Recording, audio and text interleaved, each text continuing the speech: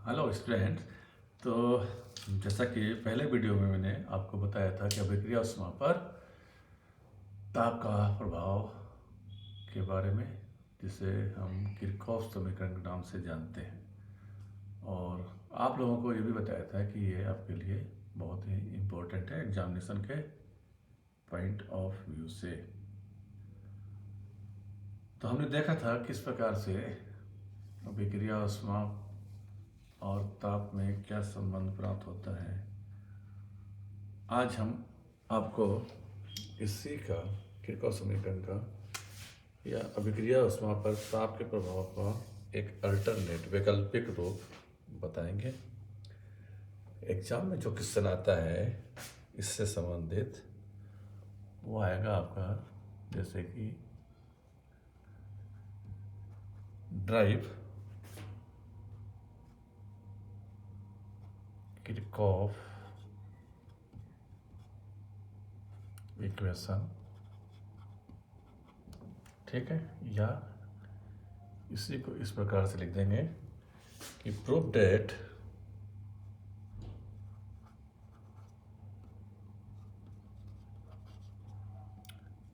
del H upon del T at constant P is equal to del Cp। ठीक है, सीधे कीजिए कि del H with respect to del T at constant P is equal to del Cp ऊष्माधारिता में परिवर्तन। या इस प्रकार से पूछ सकते हैं कि किरचॉफ समीकरण को व्युत्पन्न कीजिए, या इस प्रकार से पूछ सकते हैं कि अभिक्रिया ऊष्मा पर ताप के प्रभाव की विवेचना कीजिए। तो इसके बारे में आपको ऑलरेडी बता चुका हूँ कि कैसे रिलेशंस प्राप्त करते हैं। आज हम एक वैकल्पिक विधि के बारे में बात कर रहे हैं। आपको जो भी अच्छा लगे उसे अटेम्प्ट कर लेना, ठीक है। तो किरचॉफ समीकरण जो है अभिक्रिया ऊष्मा पर ताप के प्रभाव के संबंध को बताता है, ये आपको मालूम ही है। इसे हम निम्न प्रकार परिभाषित कर सकते हैं। स्थिर दाब पर ताप के प्रत्येक डिग्री के साथ परिवर्तन, या यूँ कह रहे हैं कि स्थिर दाब पर ताप के प्रत्येक डिग्री में परिवर्तन के साथ अभिक्रिया ऊष्मा में हुआ परिवर्तन अभिक्रिया के संगत ऊष्माधारिता में परिवर्तन के बराबर होता है। ठीक है, क्या बात कर रहे हैं हम? स्थिर दाब पर एट कांस्टेंट पी ताप के प्रत्येक डिग्री में परिवर्तन के साथ अभिक्रिया ऊष्मा में जो भी परिवर्तन होता है वो संगत अभिक्रिया के ऊष्माधारिता परिवर्तन के बराबर होता है, डेल Cp के बराबर होता है। इसे निम्न प्रकार व्यक्तिगत ड्राइव कर सकते हैं। जैसा कि हमने पहले भी एक सामान्य समीकरण लिया था, यहाँ भी हम वही ले रहे हैं। एक सामान्य समीकरण रिएक्टेंट क्रियाकारक ए से प्रोडक्ट बी, ठीक, एक जनरल इक्वेशन। इसके साथ ही आप एक चित्र और बना लें जिससे समझने में थोड़ा आपको आसानी होगी।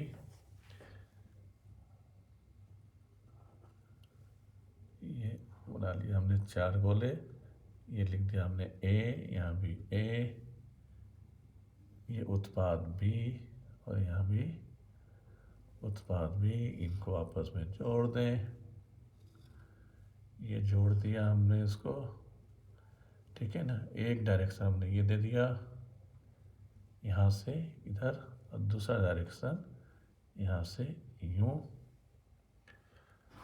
और माना कि यहाँ जो उसमें अभिक्रिया उसमें परिवर्तन है वो है डेल H1, और यहाँ पर जो अभिक्रिया उसमें परिवर्तन हो रहा है वो है डेल H2। रिएक्टेंट ए, यहाँ पर ताप T1 है, यहाँ भी ताप T1 ही होगा, और ये माना कि ये ताप T2 पर है, ये ताप T2 पर है, ठीक है। अब यदि हम बात करें कि इस दौरान क्या होगा, ए है, रिएक्टेंट है यहाँ पर, तो इसको हम क्या लिख सकते हैं यहाँ पर Cp of A T2 minus T1, और इसी प्रकार से ये हो जाएगा आपका B, और B प्रोडक्ट साइड है Cp B T2 minus T1, ये एब्जॉर्ब हीट होगा इधर, राइट। और यहाँ पर हम दो पथ लेते हैं, ये पहला पथ स्ट्रेट लाइन करना है इसको, और ये हमारा ये हम लेते हैं दूसरा पथ, तो इसको हम मान लेते हैं एक को पथ 1 और इसको मान लेते हैं हम पथ 2, ठीक है।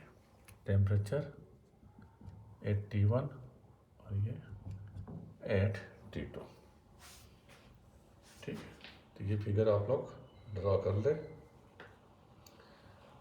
और सुविधा के लिए मान लें हम ये पॉइंट जो है हमारा, ये इसको हम मान लेते हैं एक बार को P, इसको इस पॉइंट को मान लेते हैं हम एक बार को Q, इस पॉइंट को मान लेते हैं हम R, और इस पॉइंट को हम मान लेते हैं S। ये अपनी सुविधा के लिए, आपको फिगर में शो नहीं करना है, ठीक है। तो हमने पॉइंट लिया है P Q R S, इससे आपको आसानी से प्रक्रिया समझ में आ जाएगी, ठीक है। तो शुरू करते हैं। अब माना कि ताप T1 पर अभिक्रिया ऊष्मा या मुक्त ऊष्मा डेल H1 है, ठीक है। ताप T1 पोजीशन है ये हमारा स्टेज, और ये स्टेज है हमारा ताप T2 का। तो हमने ये माना है कि ताप T1 पर जो अभिक्रिया ऊष्मा या मुक्त ऊष्मा है वो डेल H1 है, और ताप T2 पर अभिक्रिया ऊष्मा या मुक्त ऊष्मा वो है डेल H2। ये हमने माना है, सपोज किया गया है, ओके। अच्छा जी, अब ताप T1 पर A से प्रारंभ कर ताप T2 पर B तक दो विभिन्न पथों से पहुंचते हैं। अब ताप T1 पर A से प्रारंभ करके हम यहाँ से B पर पहुंच रहे हैं, और एक यहाँ से B पर पहुंच रहे हैं। यहाँ पे क्या है, ताप T2 है, यहाँ ताप T1 है। तो दो पथ का उपयोग किया हमने, पथ 1 A से यहाँ जाएंगे, फिर यहाँ आएंगे, और दूसरा पथ A से A, फिर A से B, ठीक है। ये चीज़ है हमारा। अब हम बात करते हैं पथ 1 की। पथ 1 क्या हो रहा है पथ 1 में? हम ताप T1 पर अभिक्रिया को प्रारंभ करते हैं या अनुमत करते हैं, जिससे वह उसी ताप T1 पर B तक पहुंच जाएगा। यहाँ से हमने स्टार्ट किया, रिएक्टेंट है हमारा A, ताप T1 पर प्रारंभ कर दिया अभिक्रिया को। अभिक्रिया प्रारंभ होने पश्चात कहाँ पहुंच रहा है, प्रोडक्ट में परिवर्तित हो रहा है B पर। यहाँ भी ताप T1 है, यहाँ भी ताप T1 है, तो उसी ताप पर वो B पर पहुँच जाते हैं, और सीधे शब्दों में हम कह रहे हैं कि P से Q तक पहुँच रहा है ताप T1 पर, ओके। इसके पश्चात हम इस अवस्था को T2 तक गर्म करते हैं, अर्थात अवस्था Q से अवस्था S तक पहुंच रहे हैं, अवस्था Q से अवस्था S तक पहुंच रहे हैं।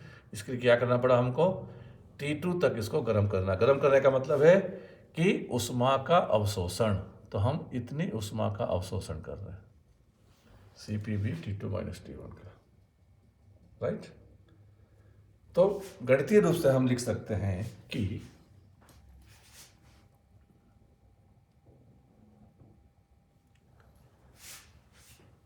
प्रथम अवस्था में मुक्त ऊष्मा,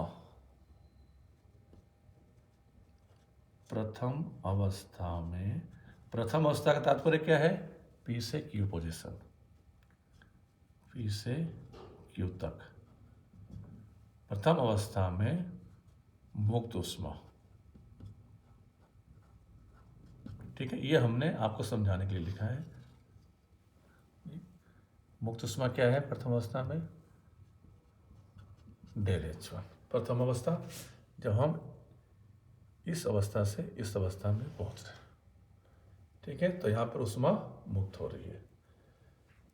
दूसरी अवस्था क्या होगी, हम इस अवस्था से इस अवस्था में पहुँच रहे हैं, अर्थात ताप T1 से T2 की ओर जा रहे हैं। तो यहाँ पे हमें क्या करना पड़ेगा, गर्म करते हैं तो ऊष्मा अवशोषण करना पड़ेगा। तो हम ये लिखेंगे कि द्वितीय अवस्था में अवशोषित ऊष्मा, द्वितीय अवस्था में, अब द्वितीय अवस्था क्या हो जाएगा हमारा, Q से S तक। द्वितीय अवस्था में अवशोषित ऊष्मा, एब्जॉर्ब्ड हीट, वो क्या हो जाएगा हमारा, Cp ऑफ, कौन सा स्टेज है, B, Cp of B T2 minus T1, right. कोई प्रॉब्लम नहीं होना चाहिए आपको। तो हम समझ सकते हैं कि अभिक्रिया के दौरान कुल मुक्त ऊष्मा, कुल मुक्त ऊष्मा, नेट इवॉल्व हीट, वो क्या हो जाएगा आपका, del H1 minus Cp of B T2 minus T1। तो पथ 1 में हम देख रहे हैं कि हमारे पास इस प्रकार से मैथमेटिकल एक्सप्रेशंस प्राप्त हो जाते हैं। अब हम बात करते हैं पथ 2 की। पथ 2 द्वितीय, इसमें क्या हो रहा है, आप देखें पथ 2 में हम A से T1 पर जो है कहाँ पहुँच रहे हैं, A पर ही पहुँच रहे हैं, लेकिन अवस्था क्या है यहाँ पे, ताप T2 है, और उसके पश्चात T2 ताप पर ही रिएक्टेंट A प्रोडक्ट B में परिवर्तित हो रहा है। ठीक है, तो T1 से हम T2 की तरफ जा रहे हैं तो क्या करेंगे, ऊष्मा का अवशोषण, राइट। फिर रिएक्टेंट A उत्पाद B में परिवर्तित हो रहा है, तो ऐसी स्थिति में जो ऊष्मा मुक्त हो रही है वो है हमारा डेल H2। ओके, तो पथ 2 में हम क्या करते हैं, सर्वप्रथम क्रियाकारक A को ताप T2 तक गर्म करते हैं, A को ताप T2 तक गर्म करते हैं, अर्थात अवस्था क्या होगी हमारी, P से R अवस्था, P से R तक गर्म करके पहुंचते हैं। उसके बाद उसी ताप पर अर्थात T2 पर ही क्रियाकारक उत्पाद में परिवर्तन होता है। उत्पाद में परिवर्तन हो रहा है मतलब R से S को जा रहा है, R से S तक, यहाँ पे क्या हो रहा है, उत्पाद में परिवर्तन हो रहा है। ठीक है, तब यदि CPA T2 minus T1 क्रियाकारक A का औसत मोलर ऊष्माधारिता है, तो ऐसी स्थिति में प्रथम अवस्था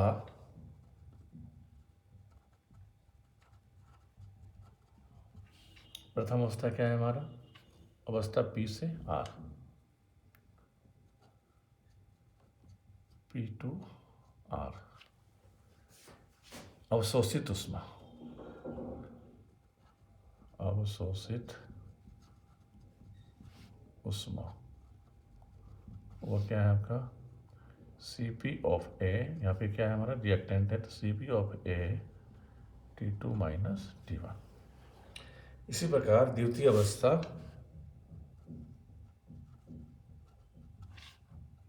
द्वितीय अवस्था क्या है हमारा, R से S, R to S, यहाँ पे क्या हो रहा है, मुक्त ऊष्मा, द्वितीय अवस्था में मुक्त ऊष्मा, वो क्या है हमारा डेल H2, जो कि हमने माना है। तो पूरी प्रक्रिया के दौरान कुल मुक्त ऊष्मा, कुल मुक्त ऊष्मा क्या हो जाएगा आपका, del H2 minus Cp of A T2 minus T1। ठीक है, अब चूंकि उपरोक्त स्थितियों में प्रारंभिक व अंतिम अवस्थाएं समान हैं, अतः ऊर्जा संरक्षण के नियमानुसार, law of conservation of energy के अनुसार हम ये कह सकते हैं कि पथ 1 द्वारा कुल मुक्त ऊष्मा पथ 2 द्वारा कुल मुक्त ऊष्मा के बराबर होगा। मतलब पथ 1 के द्वारा जो भी कुल उस मुक्त ऊष्मा है, पथ 2 के द्वारा कुल मुक्त ऊष्मा के बराबर होगा, according to law of conservation of energy. तो हम लिख सकते हैं कि del S2 minus Cp of A T2 minus T1 is equal to del H1 minus Cp of B T2 minus T1। ठीक है, अब इसको हम सॉल्व करेंगे तो हमारे पास क्या मिल जाएगा, del H2 minus del H1 upon T2 minus T1 is equal to del Cp। ठीक है, इसको हम और भी क्या लिख सकते हैं कि del S2 is equal to del H1 plus del Cp T2 minus T1, जैसा कि हमने कल किरचॉफ समीकरण में प्राप्त किया था। ठीक है, तो फ्रेंड्स यह किरचॉफ समीकरण का एक वैकल्पिक रूप है,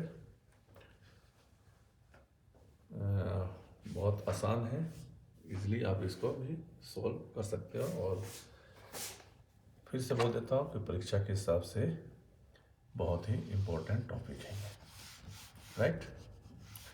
अब आगे बात करते हैं, जैसे हमने बोला था कि स्थिर दाब पर यदि अभिक्रिया के दौरान आयतन स्थिर हो, ठीक है, हमने जो भी एक्सप्रेशन व्युत्पन्न निकाला है वो स्थिर दाब पर निकाला है।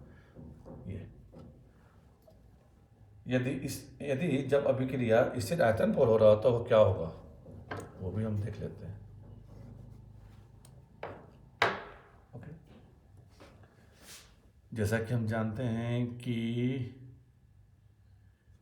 Del H is equal to क्या होता है हमारा, del E plus P del V, और यदि आयतन स्थिर है तो क्या हो जाएगा, डेल V इक्वल टू 0। तो कुल मिलाकर हमारे पास क्या प्राप्त होगा, del H is equal to del V। ठीक है, यही प्राप्त होगा हमारे पास। अतः ये जो समीकरण प्राप्त हुआ है हमें, इसको हम इस प्रकार भी लिख सकते हैं, क्योंकि डेल H और डेल E दोनों ही बराबर हैं। तो उपरोक्त समीकरण को हम इस प्रकार से लिख सकते हैं कि del E2 minus del E1 upon T2 minus T1 is equal to del C, अब यहाँ क्या आ जाएगा, V एट कांस्टेंट वॉल्यूम, और इसको हम दूसरे रूप में लिख सकते हैं कि del E2 is equal to del E1 plus del CV T2 minus T1। तो ये भी हमारा किरचॉफ समीकरण प्राप्त हो जाता है। तो इस प्रकार किरचॉफ समीकरण को हम दिन प्रकार भी परिभाषित कर सकते हैं। जैसा कि अभी हमने शुरू में उदाहरण परिभाषा दिया था, स्थिर दाब पर ताप के प्रत्येक डिग्री के परिवर्तन के साथ, तो यहाँ हम क्या कर देंगे, दाब की जगह पर आयतन का उपयोग कर देंगे। तो स्थिर आयतन पर ताप के प्रत्येक डिग्री परिवर्तन के साथ अभिक्रिया ऊष्मा में प्राप्त परिवर्तन अभिक्रिया के संगत स्थिर आयतन पर ऊष्माधारिता के बराबर होता है। That's it। तो स्टूडेंट्स, मेरे ख्याल से आपको अच्छी तरह से समझ में आ गया होगा। आज के लिए इतना ही। Thank you.